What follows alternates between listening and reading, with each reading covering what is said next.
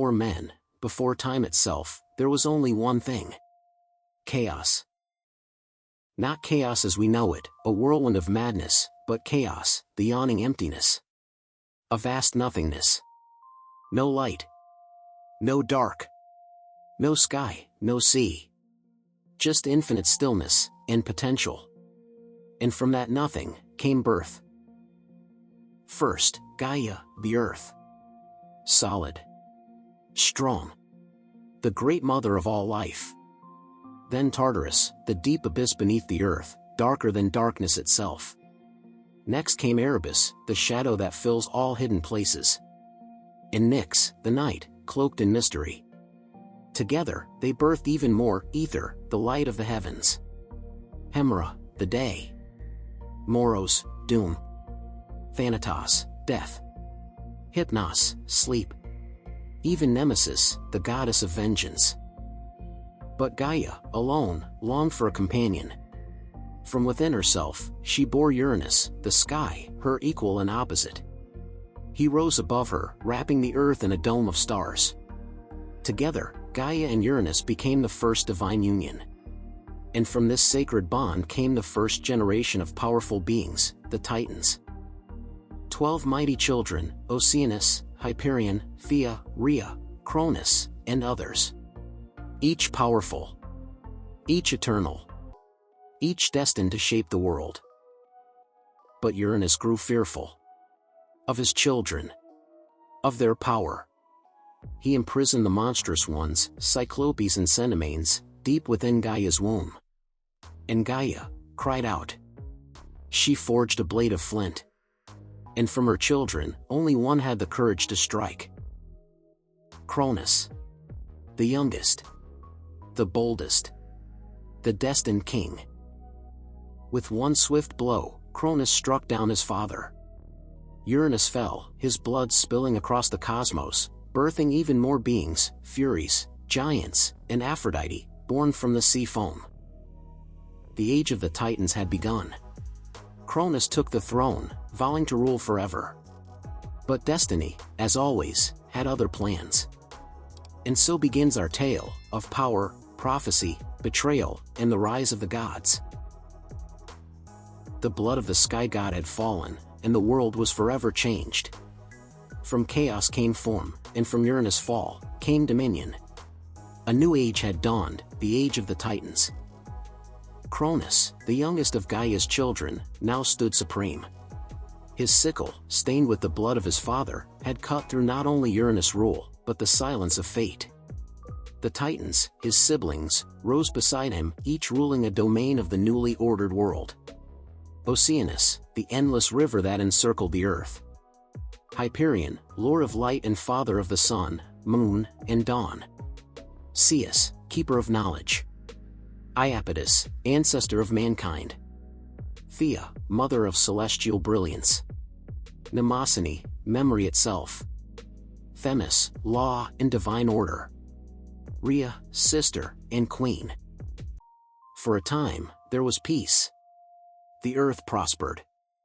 The heavens were still. Cronus reigned with wisdom and strength. But prophecy, like a serpent, coils itself around even the mightiest of thrones. From the mouth of Gaia herself came a warning. As Cronus had overthrown his father, so too would his own child overthrow him. Fear crept into Cronus' heart. And fear gave birth to cruelty. Each time Rhea bore a child, Cronus, desperate to avoid his fate, snatched the newborn and swallowed them whole. One by one. Hestia. Demeter. Hera. Hades. Poseidon. Gone into the belly of their father. But when her sixth child was born, Rhea could take no more. She fled in secret to the island of Crete, where the cries of the infant were hidden by the clashing of shields, the Curetes, protectors of the newborn. And there, she hid her son. Zeus. Fed by the divine milk of Amalthea, raised in shadow and song, Zeus grew strong. Quick of mind. Fierce of heart. And destined for greatness. When he came of age, Zeus returned. Not as a warrior, but as a servant in Cronus' court, hidden in plain sight. With cunning, he tricked Cronus into drinking a potion, crafted by Metis, the goddess of wisdom and cunning. Cronus groaned, and vomited forth his swallowed children, grown, radiant, reborn. The gods had returned. And war was inevitable. For 10 years, the earth trembled as gods and titans clashed. Cronus and the elder titans fought with brutal strength and ancient power. But Zeus and his siblings had the fire of change in their blood. Zeus, lord of storm and sky, hurled thunder like javelins. Poseidon shattered mountains with his trident, and Hades, cloaked in shadow, struck unseen from the depths. Even Gaia turned against her Titan children, urging Zeus to free her monstrous sons, the Cyclopes and Cenomanes, locked in Tartarus for ages. The Cyclopes, in gratitude, forged mighty gifts, thunderbolts for Zeus, a trident for Poseidon, a helm of darkness for Hades. And at last, Cronus stood before Zeus, father and son, past and future. Their battle shook the cosmos. With a cry that split the sky, Zeus cast his thunderbolt, and Cronus fell. The Titans were defeated. Shackled in chains of divine fire, they were cast into the pit of Tartarus, forever imprisoned. Victorious, the gods claimed their thrones atop Mount Olympus. A new order was born. Zeus, king of the gods, ruler of the sky. Poseidon, lord of the sea. Hades, ruler of the underworld. The Titan age was over. The age of Olympus had begun. But though the Titans had fallen, their legacy endured. For power, once seized, must be guarded, and fate, though delayed, is never denied. And as Zeus raised his hand to the heavens, thunder echoed across eternity. A reminder that even gods are bound to destiny. With the Titans chained in the abyss, and the earth quiet once more, the victors stood upon the heights. Mount Olympus, now their throne. The age of the Olympians had begun. After their triumph in the Titanomachy, the three brothers, Zeus, Poseidon, and Hades, cast lots to divide the cosmos. Zeus drew the sky, the domain of storm and stars. Poseidon claimed the sea, with its depths and waves. Hades accepted the underworld, the silent realm of the dead. But the earth, the sacred Gaia, was to be shared by all. Neutral ground. Living and divine. Thus, the world was ordered, balanced, and divided by divine will. Zeus, the youngest, yet most cunning and bold, became the king of gods. He ruled not by brute strength alone, but through law, oaths, and judgment. He was the enforcer of cosmic balance. To mortals, he was the bringer of storms, the guardian of justice, the protector of kings. His favor brought rain, his wrath, ruin. Yet even Zeus was not without flaw. His desires would shape legends. His passions would spark wars. Poseidon, tempestuous and proud, ruled the endless sea. Every storm surge, every tsunami, was his voice made manifest. Worshipped by sailors and feared by cities on the coast, Poseidon was not just a ruler, he was a force. He crafted islands, caused earthquakes with a strike of his trident, and birthed beasts both beautiful and terrible. And one day, he too would challenge his brother for the throne. Hades did not rule with fury, nor did he hunger for glory. His was the kingdom none could escape. He was not evil, but inevitable. The final destination for gods and mortals alike. Among shades and spirits, he kept order. In his arms, he held the soul of Persephone. In his vaults, the riches of the earth. And though he seldom left his realm, all feared his name. For Hades ruled not with thunder, but silence. Mount Olympus became the divine capital, a palace in the clouds where the gods feasted, argued, loved, and judged. Here dwelled the Olympians, 12 immortals who shaped every part of existence. Hera, goddess of marriage and queen of Olympus, wife and equal to Zeus. Demeter, goddess of harvest and sacred cycles. Athena, born from Zeus' skull, goddess of wisdom and war. Apollo, lord of light, music, and prophecy. Artemis, huntress of the wild moon. Ares, god of war, rage incarnate. Hephaestus, the smith of gods. Aphrodite, beauty born of foam, desire personified. Hermes, the trickster messenger. And Dionysus, the wild god of wine and madness. Each god, a symbol. A story. A power beyond comprehension. Yet even in this divine hierarchy, order was never absolute. Zeus struggled to maintain control, his lovers created rifts, his children, prophecies. His wife, Hera, burned with jealousy. His brothers, always watching. Mortals worshipped the gods, but feared them more. For the gods were eternal, but not perfect. Their flaws echoed through the world. Greed. Jealousy. Wrath. Lust. Love. The very things they ruled, they embodied. And though Olympus stood tall, shadows gathered. The rebellion of the giants. The theft of fire. The wars of men. The trials of heroes. Each would test the will of the gods, and shake Olympus to its core. For no throne, mortal or divine, is ever safe. And so, the Olympians reigned, mighty, immortal, divine. But in their stories, we find not just gods, but reflections of ourselves. And their saga has only just begun. Even the gods, in their glory, could not hold back the hunger of creation. And from that hunger, came defiance. This is the tale of fire. This is the tale of Prometheus. Prometheus, Titan, trickster, and visionary. Though born of the old generation, he sided with the Olympians in the Great War. He saw something in mankind. A spark not even the gods could fully grasp. While the gods reveled in their power, Prometheus looked down, and saw mortals cold, hungry, weak. So he gave them a gift.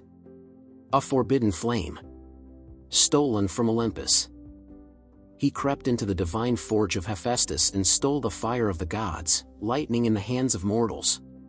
With fire, mankind cooked, forged, built, rose. But to Zeus, it was not a gift. It was betrayal. A challenge to divine order.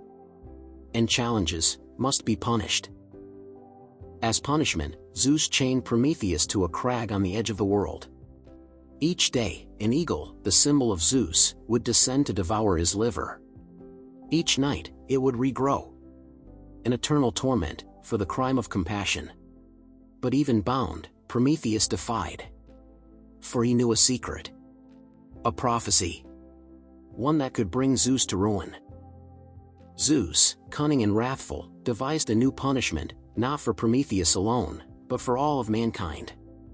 From clay and divine will, the gods shaped a woman, Pandora. Each Olympian gave her a gift, beauty, charm, grace, and curiosity. She was perfect, divine, and deadly. Hermes placed a jar in her hands, sealed and forbidden. She was told never to open it. But Pandora was curious. And when the seal broke, the world changed.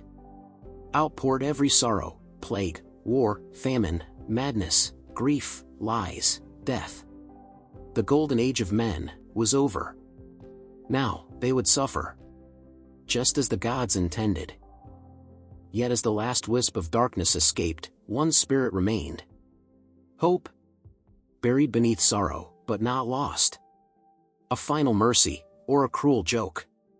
To this day, we debate, did the gods leave hope to save us, or to prolong the suffering? And so began the age of struggle. No longer cradled by gods, humanity was cast into the harsh winds of choice and consequence. Fire gave them power. Suffering gave them story. Hope gave them purpose. And Prometheus, still chained, still watches. For the true war, between gods and men, had only just begun. The gods had gifted humanity pain and potential. And the echo of Prometheus' fire still burns within us. This was not just myth. It was the beginning of mortal destiny. 12 thrones. 12 powers. 12 faces of divinity, desire, and dominion. They are not just gods, they are forces. Meet the 12 Olympians. Zeus, the Sky Father. ruler of Olympus. Judge of gods and men. He commands the thunderbolt and rules with both justice and fury. Known for defeating Cronus, numerous affairs, enforcing oaths. Zeus is not omnipotent, but his will shapes the world. Brother to Zeus. God of oceans, earthquakes, and horses. Poseidon is moody and vengeful, yet also a builder and creator. Known for creating horses, punishing Odysseus, causing earthquakes. Where Poseidon walks, the earth trembles. Though not one of the 12 in Olympus, Hades completes the trio of brothers. He rules the underworld, not with evil, but with solemn duty. Known for abducting Persephone, judging the dead. Hades is the god of inevitability, of silence, of what lies beyond. God of light, music, prophecy, and plague. Apollo brings harmony and destruction in equal measure. Known for the Oracle of Delphi, slaying the Python, inspiring poets. He is reason, poetry, and wrath, wrapped in golden skin. Apollo's twin sister. Goddess of the hunt, the moon, and protector of maidens. Artemis is fierce, wild, untamed, nature's purity in divine form. Known for killing Actaeon, protecting young girls, demanding respect. She grants life, and can take it in a heartbeat. Born from sea foam, or perhaps from the blood of Uranus, her origin is as mysterious as desire itself. Aphrodite rules passion, seduction, and chaos. Known for the Trojan War, via Helen, love affairs, enchanting gods and mortals alike. She is irresistible, both blessing and curse. Son of Zeus and Hera. God of bloodlust and carnage. Where Athena is strategy, Ares is fury. Raw, brutal, honest in his violence. Known for affair with Aphrodite, being hated even by fellow gods. War loves him, but the gods barely tolerate him. Daughter of Zeus alone, born from his mind, not womb. She is war as intellect, justice as strength, wisdom as weapon. Known for patron of Athens, helping heroes, creating the olive tree. Athena fights only for reason, and never without a plan. Lame and cast from Olympus at birth, yet the only god who builds rather than destroys. He is the master of fire, metal, and invention. Known for making Zeus thunderbolts, marrying Aphrodite, crafting automata. Hephaestus proves that even broken hands can create divine wonders. God of wine, madness, theater, and ecstasy. He brings both bliss and frenzy. Known for spreading wine cults, inspiring plays, duality of joy and destruction. To follow Dionysus is to lose yourself and find truth in chaos. Mother of grain, seasons, and the sacred cycle of life. When her daughter Persephone was stolen, winter was born. Known for creating the seasons, Eleusinian mysteries, motherly wrath. When Demeter weeps, the earth starves. Wife and sister of Zeus. Goddess of marriage, family, and vengeance. She suffers betrayal, but she endures and punishes. Known for jealous wrath, protecting women, outlasting all rivals. Hera is not kind, but she is just and never forgotten. Together, they rule the heavens and influence every facet of mortal life. They are flawed, passionate, proud, human in their divinity. The 12 are not just characters in myth, they are reflections of the human soul. In every story, they whisper. In every victory and tragedy, their hands are felt. They are not gone, they are eternal. Not all gods sat on Olympus. Some danced in the rivers, whispered through the leaves, or wove the very threads of destiny.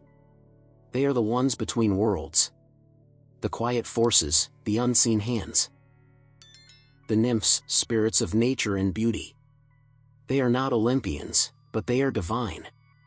Born from Gaia, daughters of rivers, trees, mountains, and meadows. There are many kinds. Dryads, tree spirits, bonded to ancient forests. Naiads, freshwater nymphs of springs and streams. Oreads, mountain nymphs, wild and free. Nereids, sea nymphs, daughters of Nereus, companions to Poseidon. They lured, healed, warned, and vanished like mist. In some myths, they are lovers of gods or mortals. In others, protectors of sacred groves. They are beauty and danger wrapped in laughter. The Muses, keepers of inspiration. Daughters of Zeus and Mnemosyne. 9 sisters who gave voice to every form of divine creativity. Calliope, epic poetry. Clio, history. Erato, love poetry. Euterpe, music. Melpomene, tragedy. Polyhymnia, hymns. Terpsichore, dance. Telea, comedy. Urania, astronomy. Before any bard sang, they prayed to the Muses. Without them, there is no story. No myth. No memory. They live at the intersection of knowledge, art, and the divine, in their breath-shaped civilization. The Fates, Horae, weavers of destiny. Even Zeus fears the Fates. They are older than the Olympians, possibly born of Nyx, night. 3 sisters who govern the thread of every mortal life. Clotho spins the thread of life. Lachesis measures it. Atropos cuts it. Kings begged them. Heroes defied them. But none escaped them. In the world of Greek myth, destiny is not chosen, it is given. And these 3 decide when your story ends. Hecate, goddess of magic, night, and crossroads. A shadowed figure. A torchbearer. She walks between the mortal world, the divine, and the dead. Associated with witchcraft, necromancy, and the moon. Worshipped at crossroads and doorways, symbolic places of choice and change. She helped Demeter search for Persephone. She haunts thresholds. She whispers secrets. While often feared, she is not evil. She is a guardian of transitions. A mistress of liminal space. Nemesis, the balancer of pride. Not vengeance. Retribution. Nemesis punishes hubris, those who defy the gods, or rise too high in arrogance. She brings balance, not cruelty. She walks beside justice and fate. When Narcissus fell in love with his reflection, it was Nemesis who cursed him. When mortals forgot humility, Nemesis reminded them, violently. Nike, winged victory. A flash of wings on the battlefield. Nike, the goddess of victory, not just in war, but in competition, glory, and fame. Companion to Athena. Often depicted with wings and a laurel wreath. When a city triumphed, they built statues to her.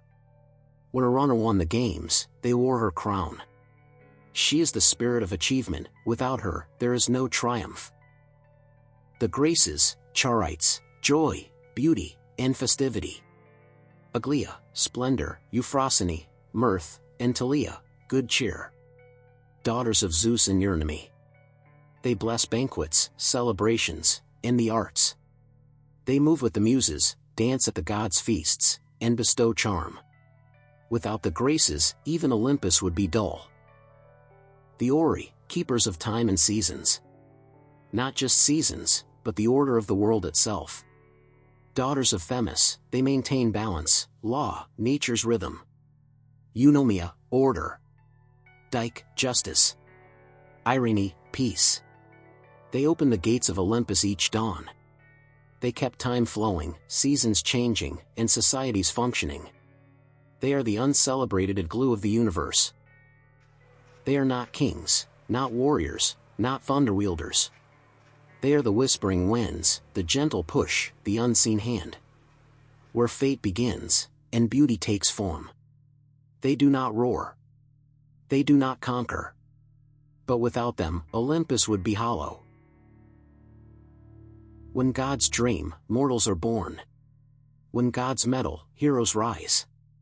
Between Olympus and earth lies a battlefield of prophecy, love, punishment, and glory. This is the age of heroes. Unlike the gods, mortals are bound by time.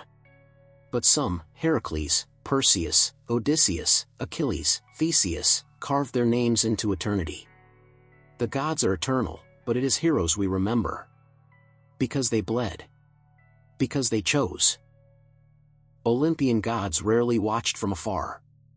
Zeus sired dozens of demigods, sometimes in disguise, sometimes by force. Athena whispered strategy to heroes like Odysseus. Apollo gave oracles, but also punishments. Hera pursued vengeance across generations, especially on Heracles. Aphrodite gave desire and doom in equal measure. The gods do not just bless, they test. They tempt. They destroy. To be loved by a god was often a curse dressed in glory. Heracles, strength beyond measure, pain beyond words. Son of Zeus and Alcmene, but hated by Hera from birth. Cursed with madness. Killed his own wife and children. Given a chance at redemption through 12 labors. Slay the Nemean lion, clean the Augean stables, capture Cerberus. Each labor a symbol, brute force, wit, humility, endurance. He was more than muscle. He was a man trying to outrun a god's wrath. And he failed, until he ascended to Olympus, broken but immortal. Perseus, the slayer of monsters. Born of Danae, locked away because of prophecy. A hero of cleverness.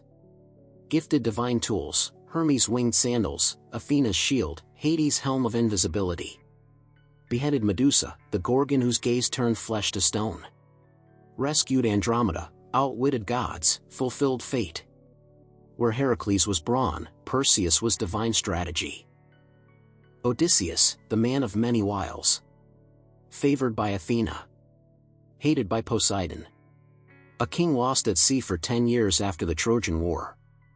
Blinded the Cyclops. Survived Sirens and Scylla. Tricked gods and monsters alike. He was not the strongest, but the most adaptable. And his journey was not of conquest, but of return. His story asks, can you outwit fate? Or is the journey the lesson? Achilles, the son of a mortal and a sea goddess. Given a choice. A long, peaceful life, or a short, glorious one. He chose glory. And died young at Troy, remembered forever.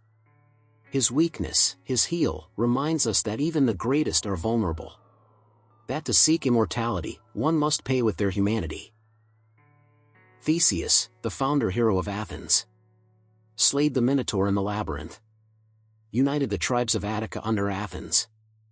A symbol of civilization triumphing over savagery. But also, abandoned Ariadne. Made rash choices. Died alone and exiled. He was the model citizen hero, but also a warning, ambition corrupts. In Greek myth, prophecy is both a gift and a trap. Cronus feared the prophecy and devoured his children, and still fell. Oedipus fled his fate, only to fulfill it. The Trojan War was prophesied, and no one could stop it. Even the gods can't fully escape prophecy. To know your fate is to be haunted by it. And often, trying to avoid it is what makes it real. Greek mythology isn't just war and monsters. It's Aphrodite and Adonis, where love ends in death. Orpheus and Eurydice, where trust fails at the final moment. Psyche and Eros, where love must pass trials to survive. Even gods fell in love with mortals, and sometimes, they turned them into trees, stars, or animals to preserve them, or punish them. Every myth is a mirror, of love that overreaches, of humans who dare too much, of gods who feel too deeply. Gods shape the world. But heroes shape the story. They are born mortal, but they chase the impossible. They rise, they fall, and they leave behind myths that echo louder than thunder. Beyond life lies a realm untouched by light, ruled by silence, fear, and inevitability. The Greeks did not worship death, but they respected it, for no god could halt it, and no hero could escape it. The underworld was more than just hell. It was a vast realm beneath the earth, made of many layers. Tartarus, the abyss of eternal punishment, where the wicked and the titanic are bound. Asphodel Meadows, a shadowy plain for ordinary souls, who live neither great nor evil lives. Elysium, Elysian fields, the paradise of heroes, poets, and the beloved of the gods. Fields of punishment, a mid-tier torment zone for the selfish and cruel. Lethe and Mnemosyne, rivers of forgetfulness and remembrance. Not all who died were damned. But none could leave, except a few, and always at great cost. Often misunderstood, Hades is not the devil. He is the king of the underworld, ruler of the dead, not their tormentor. He wears the helm of darkness, which renders him invisible. He governs with order, not cruelty. He rarely leaves his realm, and rarely shows wrath, but when he does, the earth splits. Hades is not evil. He is inevitable. Where Zeus rules the sky, Hades rules the fate all must face. The tale of Persephone is one of seasons, sorrow, and sovereignty. Daughter of Demeter, goddess of the harvest. Abducted by Hades, yet also chose to stay, part goddess, part ruler, part prisoner. Ate 6 pomegranate seeds, 6 months in the underworld. Her return each spring brings life, her descent each autumn brings decay. Persephone is the cycle of nature itself. She is not a victim, she is the bridge between life and death. Souls must cross the river Styx to reach the afterlife. Charon, the skeletal boatman, rows them across, but only if they pay. This is why Greeks buried their dead with a coin beneath the tongue. Those without payment wander the banks forever. Even in death, there is bureaucracy. A monstrous 3-headed dog guards the gates. Lets no soul escape. Tamed only by Heracles, tricked only by Orpheus. Cerberus is not evil. He is loyal. Even death has its guardians. Upon arrival, every soul faces judgment. Rhadamanthus, Minos, and Aeacus, 3 mortal kings, now judges of the dead. They decide where each soul belongs, Elysium, Asphodel, or Tartarus. In life, you choose your path. In death, it is revealed. Tartarus is not just a place for mortal sinners, it is where gods bury their mistakes. The Titans imprison after their defeat. Sisyphus, cursed to push a boulder forever for cheating death. Tantalus, forever hungry and thirsty, punished for feeding his son to the gods. Ixion, bound to a fiery wheel for lusting after Hera. Tartarus is where the gods whisper, never again. Orpheus, the man who almost escaped death. Immortal with divine music.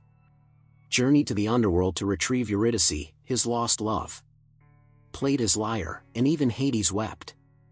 He was granted his wife's return, on one condition, do not look back. He looked. She vanished. The lesson? Even love cannot undo the laws of death. The gods may bend, but fate remains. Some souls drink from Lethe to forget their past lives. Others drink from Mnemosyne to remember. Philosophers believe this choice-shaped reincarnation. To forget is peace. To remember is power, and perhaps, sorrow. In forgetting, there is freedom. In memory, a second life. To the Greeks, death was not a punishment, it was a passage. The body perished. The soul lived on. Rituals mattered, burial rites, coins for Charon, names whispered to the dead. Heroes sought Cleo's immortal glory, because they knew their souls would live in story. To die without a name was the greatest tragedy. But to be remembered, that was the path to Olympus. Death is not the end. It is a door. And behind that door, the gods still watch. If you listen closely, in dreams, in storms, in silence, you can still hear the songs of the underworld. All empires fall. Even divine ones. The gods once ruled earth, sky, and sea. But what happens when the prayers stop? For centuries, the Olympians were as real to mortals as sun and stone.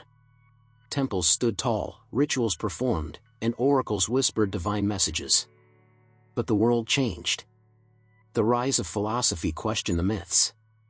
The power of Rome absorbed the gods, rebranded them, Zeus became Jupiter, Hades became Pluto. And eventually, another shift came, one far more permanent. The gods of Olympus were not overthrown. They were forgotten. By the time the Roman Empire reached its peak, a new belief had begun to spread. One God. One truth. One eternal promise of salvation. Christianity grew from persecution to power. And when Emperor Constantine embraced the cross, it became the state religion. Pagan temples were shut down. Sacred groves were cut down. The Oracle of Delphi fell silent. Mount Olympus still stood, but its gods were no longer welcome. Some clung to the old ways. Julian the Apostate, a Roman emperor who tried to restore the old gods. He failed. His reign was short. His dream buried. Temples were repurposed, statues destroyed or reimagined. Zeus' thunderbolt became an echo. Hera's jealousy faded into legend. Demeter's harvest festivals became Christian feasts. And the Olympians, once feared and adored, became characters in a myth. Though the gods lost their worship, they never truly disappeared. They evolved. Artists painted them. Poets invoked them. Playwrights retold their tales. Renaissance thinkers resurrected their glory. Today, we meet them in novels, games, movies, tattoos, and memes. They left the altar but entered the imagination. In death, they achieved a kind of immortality. Was it their vanity? Their flaws? Or was it that mortals changed faster than the gods? They fought among themselves. They meddled in human lives but offered little peace. They represented a world of fate, and people began to crave meaning. The gods of Olympus reflected us. And as we changed, so did our reflections. The Olympians may have fallen, but they left fingerprints everywhere. Planets bear their names: Mars, Venus, Neptune. Words echo them: hermetic, aphrodisiac, chronology, narcissism. Psychology uses their symbols: Oedipus, Electra, Eros, Thanatos. Science borrows their titles: Apollo missions, Gaia hypothesis. Even now, Zeus' thunder still rolls in stories.